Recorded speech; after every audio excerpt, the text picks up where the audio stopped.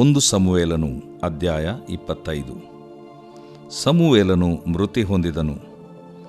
ಇಸ್ರಾಯೇಲ್ಯರೆಲ್ಲರೂ ಕೂಡಿ ಬಂದು ಅವನಿಗೋಸ್ಕರ ಗೋಳಾಡುತ್ತಾ ಅವನ ಶವವನ್ನು ರಾಮದಲ್ಲಿದ್ದ ಅವನ ಮನೆಯ ನಿವೇಶನದಲ್ಲಿ ಸಮಾಧಿ ಮಾಡಿದರು. ದಾವೀದನು ಹೊರಟು ಪಾರಾನ್ ಅರಣ್ಯಕ್ಕೆ ಹೋದನು.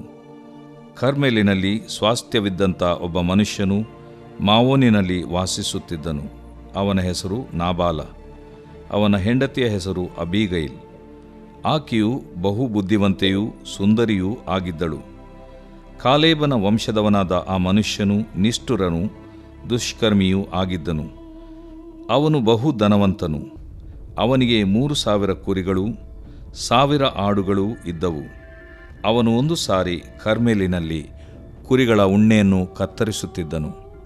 ನಾಬಾಲನು ಉಣ್ಣೆ ಕತ್ತರಿಸುತ್ತಿದ್ದಾನೆಂಬ ವರ್ತಮಾನವು ಅಲ್ಲಿ ಅರಣ್ಯದಲ್ಲಿದ್ದ ದಾವೀದನಿಗೆ ಮುಟ್ಟಿದಾಗ ಅವನು 10 ಮಂದಿ ಸೇವಕರನ್ನು ಕರೆದು ಅವರಿಗೆ, ನೀವು ಕರ್ಮೆಲಿನಲ್ಲಿರುವ ನಮ್ಮ ಸಂಬಂಧಿಕನಾದ ನಾಬಾಲನ ಬಳಿಗೆ ಹೋಗಿ ಅವನ ಕ್ಷೇಮ ಸಮಾಚಾರವನ್ನು ವಿಚಾರಿಸಿ ಅವನಿಗೆ ನನ್ನ ಹೆಸರಿನಲ್ಲಿ ನಿನಗೂ ನಿನ್ನ ಕುಟುಂಬಕ್ಕೂ ನಿನ್ನ ಸರ್ವ ಸಂಪತ್ತಿಗೂ ಶುಭವಾಗಲಿ, ನಿನ್ನ ಕುರಿಗಳ ಉಣ್ಣೆಯನ್ನು ಕತ್ತರಿಸುವ ಕೆಲಸವು ನಡೆಯುತ್ತದೆಂಬ ವರ್ತಮಾನವನ್ನು ಕೇಳಿದ್ದೇನೆ.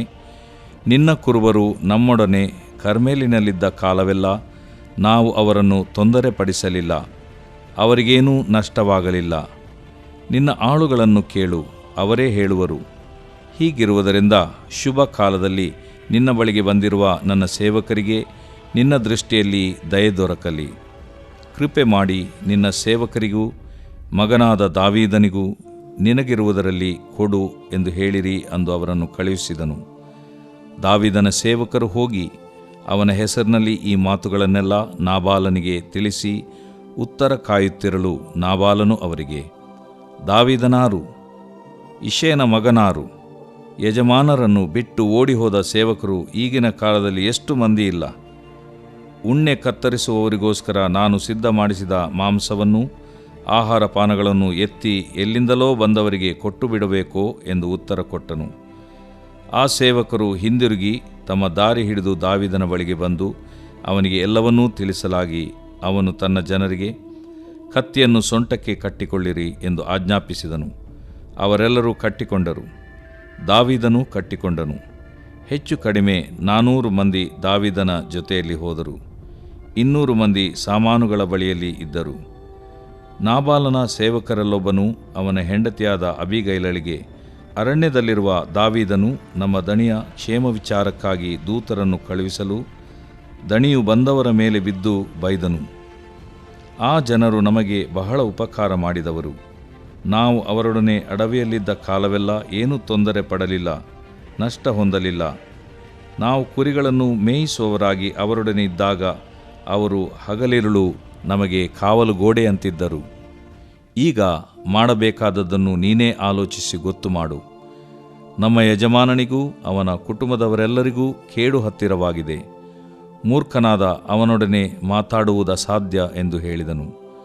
ಆಗ ಅಬೀಗೈಲಳು ಶೀಘ್ರವಾಗಿ 200 ರೊಟ್ಟಿ, 2 ಬುದ್ದಲಿ ದ್ರಾಕ್ಷಾರಸ, ಸಿದ್ಧ ಮಾಡಿದ 5 ಕುರಿಗಳ ಮಾಂಸ, 50 ಸೇರು ಹುರಿಗಾಳು, ಒಣಗಿದ 100 ದ್ರಾಕ್ಷೆ ಗೊಂಚಲುಗಳು, ಅಂಜೂರ ಹಣ್ಣುಗಳ 200 ಉಂಡೆಗಳು, ಇವುಗಳನ್ನು ಕತ್ತೆಗಳ ಮೇಲೆ ಹೇರಿಸಿ ತನ್ನ ಸೇವಕರಿಗೆ, ನೀವು ಮುಂದೆ ನಡೆಯಿರಿ, ನಾನು ಹಿಂದೆ ಬರುತ್ತೇನೆ ಎಂದು ಹೇಳಿ ಅವರನ್ನು ಕಳುಹಿಸಿದಳು. ಗಂಡನಾದ ನಾಬಾಲನಿಗೆ ಏನೂ ತಿಳಿಸಲಿಲ್ಲ. ದೇವರು ಪ್ರೀತಿಸುವ ಪ್ರೀತಿಯ ಬಿಗ್ ಜೆ ಟಿವಿ ಪ್ರಿಯ ವೀಕ್ಷಕರಿಗೆ ನಮ್ಮ ಕರ್ತನಾದ ಯೇಸು ಕ್ರಿಸ್ತನ ಹೆಸರಿನಲ್ಲಿ ನಿಮ್ಮನ್ನು ವಂದಿಸಿ ಸ್ವಾಗತ ಬಯಸುತ್ತಿದ್ದೇವೆ. ಬನ್ನಿರಿ, ಎಂದು ನಾವು ಒಟ್ಟಾಗಿ ಅಧ್ಯಯನ ಮಾಡಿಕೊಳ್ಳೋಣ. ಮೊದಲನೇ ಸಮುವೇಲ 25ನೇ ಅಧ್ಯಾಯ, the first book of Samuel chapter 25.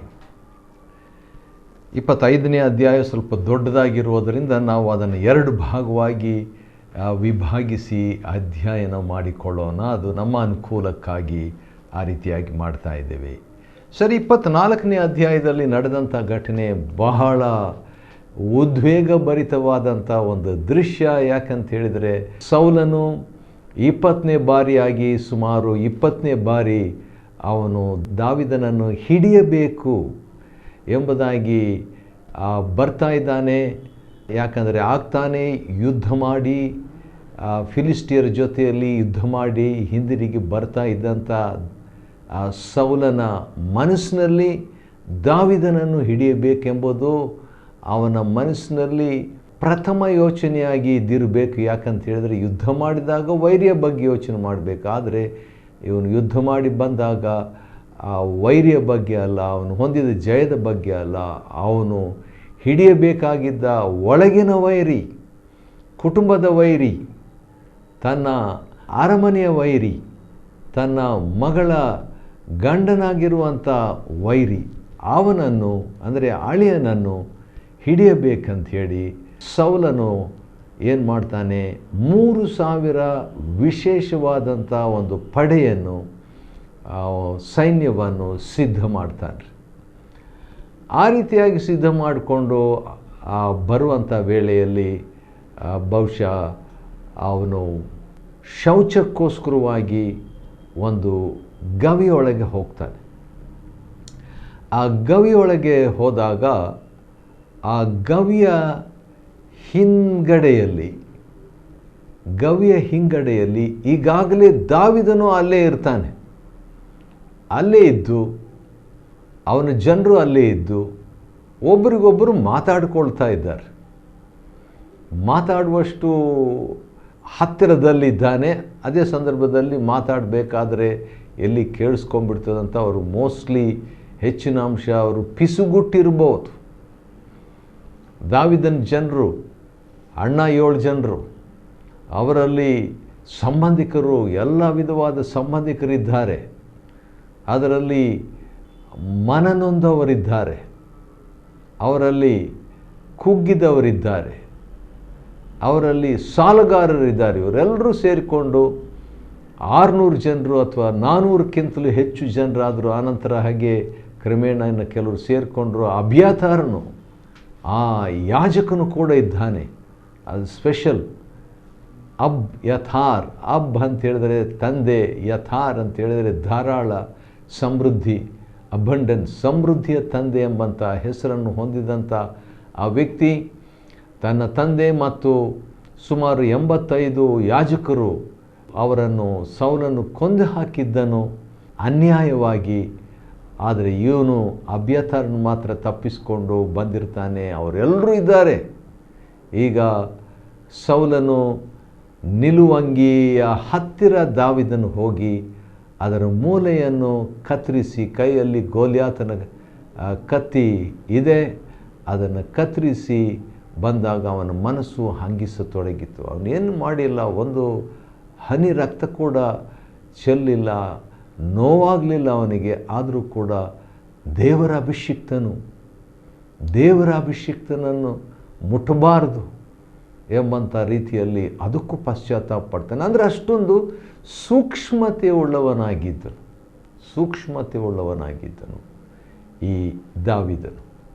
ಅದು ಗವಿಯಲ್ಲಿರುವಾಗ, ಅದು ಓಡಾಡ್ತಾ ಇರುವಾಗ, ಅದು ಅವನ ಪರಮವೈರಿ ಕೈಗೆ ಸಿಕ್ಕಿರುವಾಗ, ಆ ಸಂದರ್ಭದಲ್ಲಿ ಇದೇ ದೇವರು ವೈರಿಯನ್ನು ನಿನ್ನ ಕೈಗೆ ಒಪ್ಪಿಸ್ಕೊಡ್ತಾನೆ, ಇಷ್ಟ ಬಂದಾಗ ಮಾಡ್ಬೋದು ಅಂತ ಹೇಳಿದಂಥ ಮಾತು ಈಗ ನೆರವೇರಲಿಕ್ಕೆ ಇದೇ ದಿನ ಅಂತ ಅವರು ಕೂಡ ಹೇಳಿದ್ದಾರೆ. ಆದರೆ ಇಲ್ಲ, ಅಭಿಷಿಕ್ತನ ಮೇಲೆ ಕೈ ಎತ್ತಬಾರ್ದು ಎಂಬುದಾಗಿ ಅವರನ್ನು ಕೂಡ ಅವ್ರು ಮನಸ್ಸು ಮಾಡಿದರೆ 600 ಜನರು 1 ನಿಮಿಷದಲ್ಲಿ ಸೌಲನನ್ನು ಮುಗಿಸ್ಬಿಟ್ಟುತ್ತಿದ್ದರು.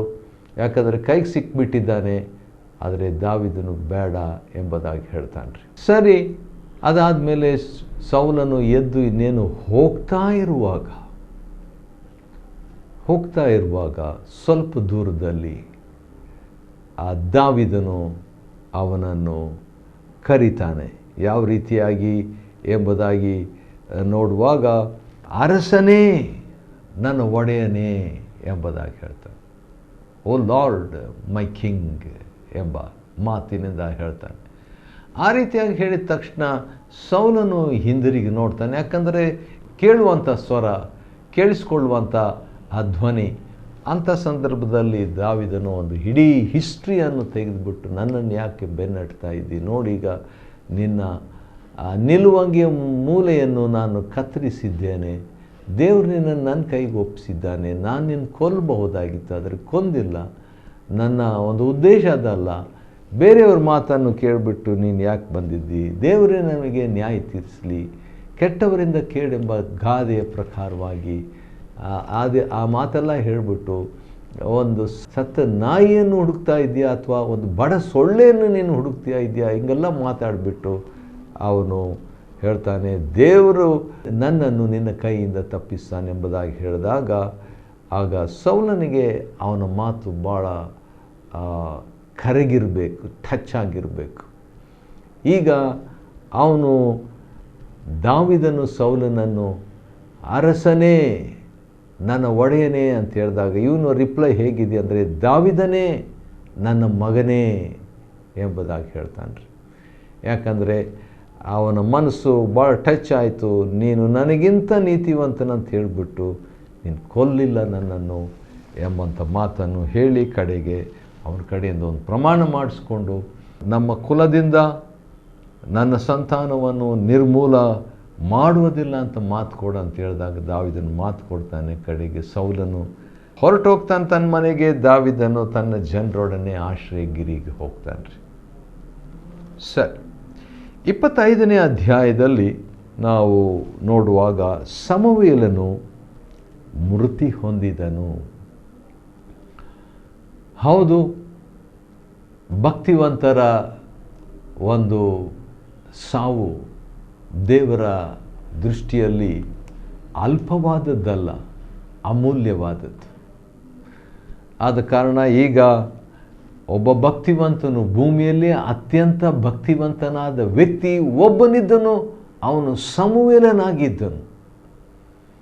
ಅವನು ದೇವರ ಹತ್ರ ಕೇಳಿದಾಗ ಮಳೆಗಾಲ ಇಲ್ಲದಿದ್ದರೂ ಮಳೆ ಬರುವಂತೆ, ಗುಡುಗು ಆಗುವಂತೆ ದೇವರು ಉತ್ತರ ಕೊಟ್ಟು, ದೇವರು ಪ್ರಾರ್ಥನೆಯ ವ್ಯಕ್ತಿಯಾಗಿದ್ದನು. ದೇವರಿಗೆ ಈ ಸಮುವೇಲ ನ್ಯಾಯಾಧೀಶನಾಗಿದ್ದನು, ಜಡ್ಜ್ ಆಗಿದ್ದನು. ಹೌದು, ಪ್ರಿನ್ಸಿಪಾಲ್ ಆಗಿದ್ದನು.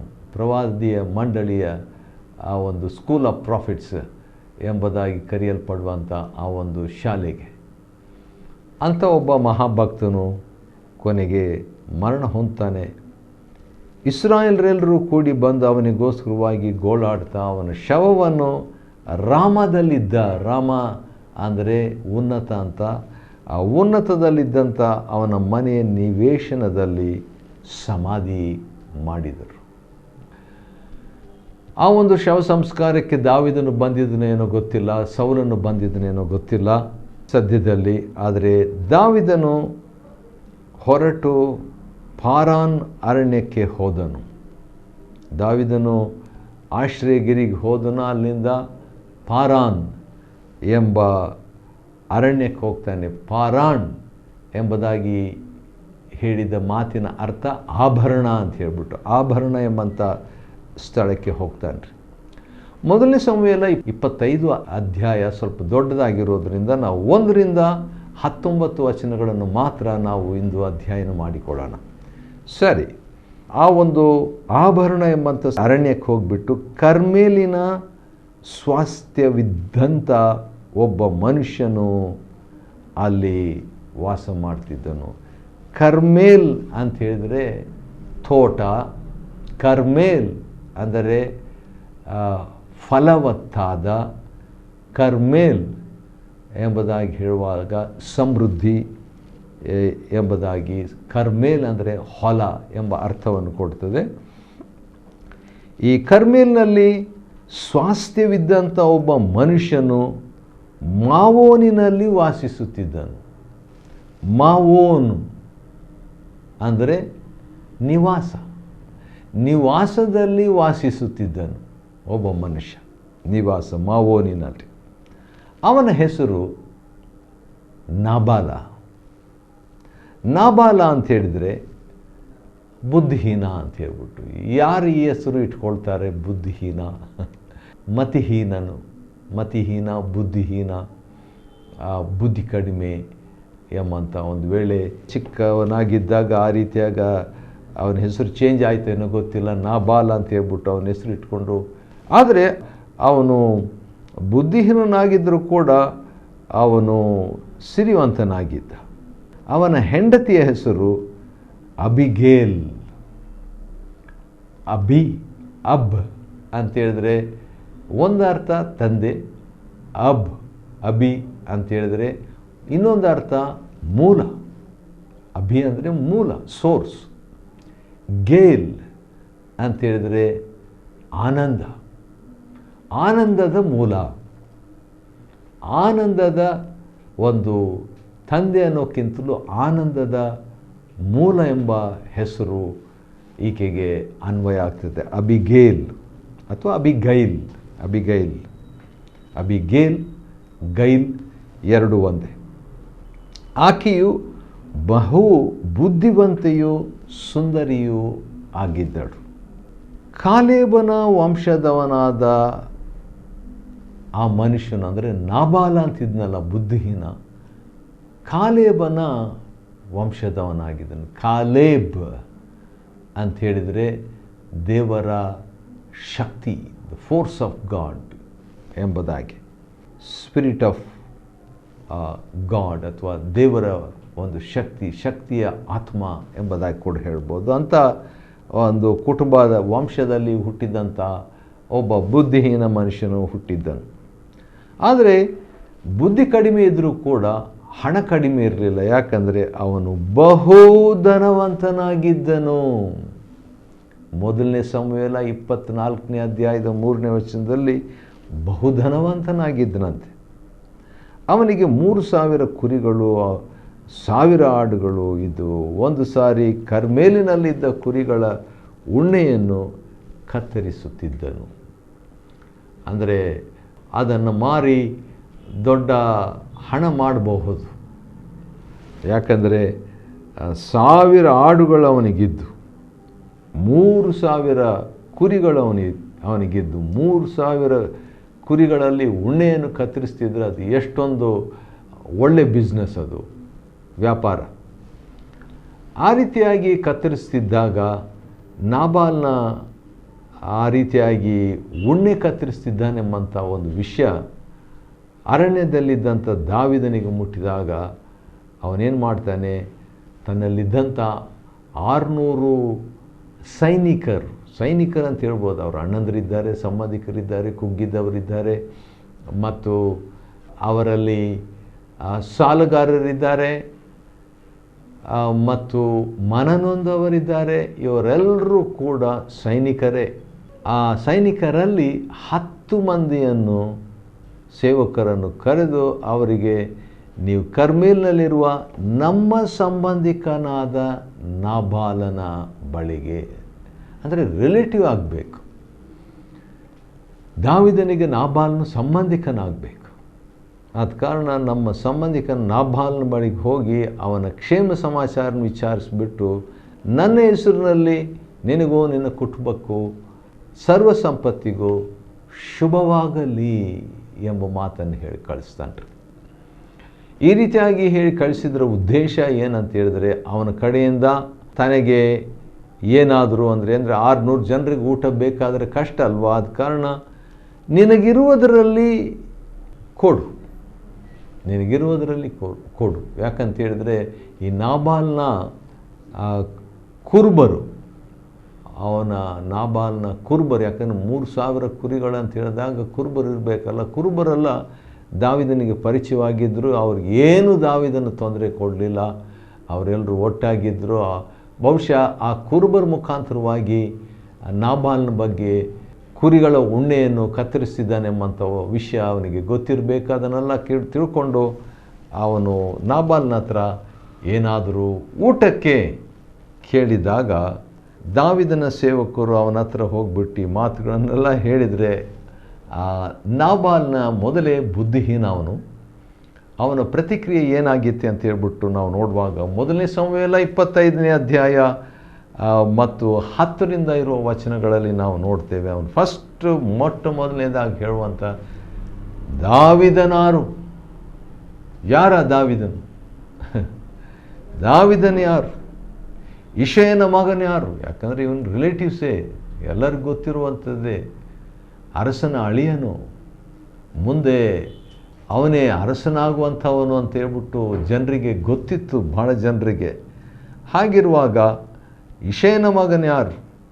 ಯಜಮಾನರನ್ನು ಬಿಟ್ಟು ಓಡಿ ಹೋದ ಸೇವಕರು ಈಗಿನ ಕಾಲದಲ್ಲಿ ಎಷ್ಟು ಮಂದಿ ಇಲ್ಲ. ಅಂದರೆ ಸೌಲನನ್ನು ಬಿಟ್ಟು ಓಡಿ ಹೋಗೋ ವಿಷಯ ಇವನಿಗೆ ಗೊತ್ತಿದೆ, ಅದನ್ನು ಇಂಡೈರೆಕ್ಟಾಗಿ ಈಗ ಅದನ್ನು ಹೇಳಿ ಅವನು ಹೇಳ್ತಿದ್ದಾನೆ, ಯಜಮಾನರನ್ನು ಬಿಟ್ಟು ಹೋದಂಥವ್ರು ಎಷ್ಟೋ ಜನರಿದ್ದಾರೆ. ಈಗ ನಾನು ಸಿದ್ಧ ಮಾಡಿಸಿದಂಥ ಈ ಆಹಾರ ಪಾನಗಳನ್ನು ಎತ್ತಿ ಎಲ್ಲಿಂದೋ ಬಂದವನಿಗೆ ಕೊಟ್ಬಿಡ್ಬೇಕಾ ಎಂದು ಉತ್ತರ ಕೊಟ್ಟನು. ಸೇವಕರು ಏನು ಮಾಡ್ತಾರೆ, ಏನು ಮಾತಾಡದೆ 10 ಜನರು ಹಿಂದಿರುಗಿ ಬಂದು ತಮ್ಮ ದಾರಿ ಹಿಡಿದು ದಾವಿದನ ಬಳಿಗೆ ಬಂದು ಆ ಒಂದು ವರ್ತಮಾನವನ್ನು ತಿಳಿಸಿದಾಗ ದಾವಿದನಿಗೆ ಭಾಳ ಅಪ್ಸೆಟ್ ಆಗಿಬಿಡ್ತದೆ. ಏನು ಮಾಡ್ತಾನೆ, ಕತ್ತಿಯನ್ನು ಸೊಂಟಕ್ಕೆ ಕಟ್ಕೊಳ್ರಿ ಅಂತಾನೆ. ಕಟ್ಕೊಂಡಾಗ ಆಜ್ಞಾಪಿಸಿದಾಗ ಅವರೆಲ್ಲರೂ ಏನು ಮಾಡಿದರು, ಕಟ್ಟಿಕೊಂಡ್ರು. ಎಷ್ಟು ಜನ ಇದ್ದಾರೆ? 600 ಜನ ಸೈನಿಕರಿದ್ದಾರೆ. 600 ಜನರಲ್ಲಿ 200 ಜನರನ್ನು ಇಲ್ಲೇ ವಸ್ತುಗಳನ್ನೆಲ್ಲ ಕಾಪಾಡಿಕೊಳ್ಳಿಕ್ಕಿರ್ರಿ, ಆದರೆ ಏನು ಮಾಡಿರಿ, ಉಳಿದಂಥವರು 400 ಜನರು ಅವನ ಜೊತೆಗೆ ಹೋಗ್ತಾರೆ. ಅವ್ರ ಜೊತೆಗೆ ಯುದ್ಧ ಮಾಡಬೇಕಂತ ಹೇಳ್ಬಿಟ್ಟು ಹೋದಾಗ ಈ ಮಾತು ಹೇಗೋ ಆ ನಾಬಾಲ್ನ ಕೆಲಸದವ್ರಿಗೆ ಗೊತ್ತಾಗ್ತದೆ.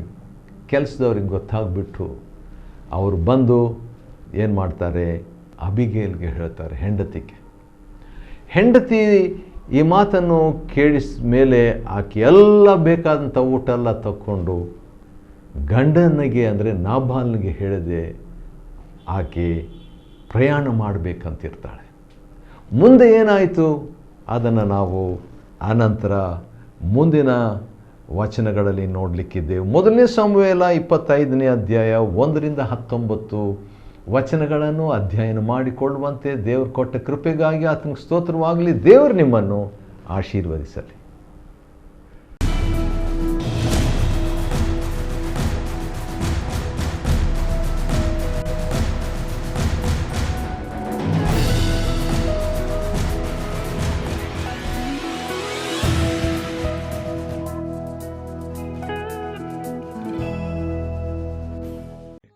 Chapter 25.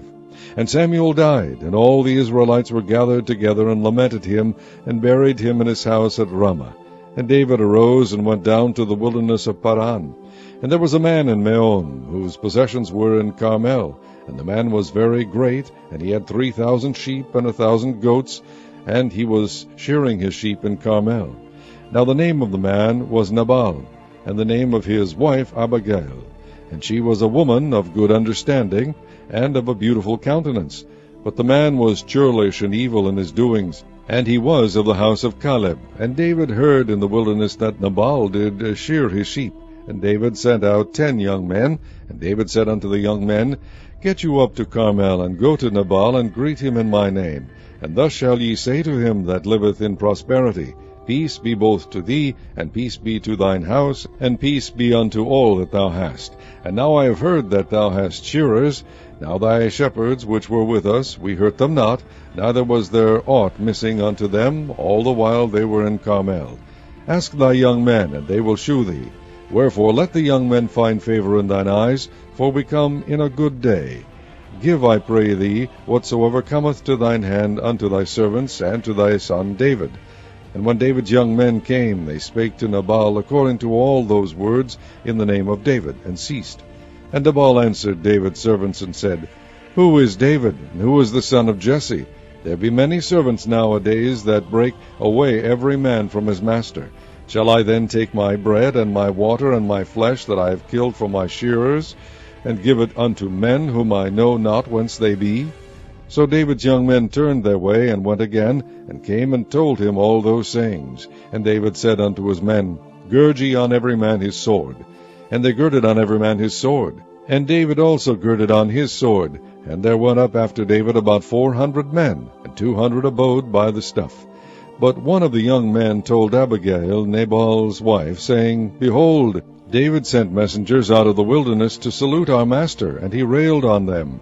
But the men were very good unto us, and we were not hurt, neither missed we anything, as long as we were conversant with them when we were in the fields. They were a wall unto us both by night and day, all the while we were with them keeping the sheep. Now therefore know and consider what thou wilt do, for evil is determined against our master, and against all his household, for he is such a son of Belial, that a man cannot speak to him. Then Abigail made haste, and took 200 loaves, and 2 bottles of wine, and 5 sheep ready dressed, and 5 measures of parched corn, and 100 clusters of raisins, and 200 cakes of figs, and laid them on asses. And she said unto her servants, Go on before me, behold, I come after you. But she told not her husband Nabal.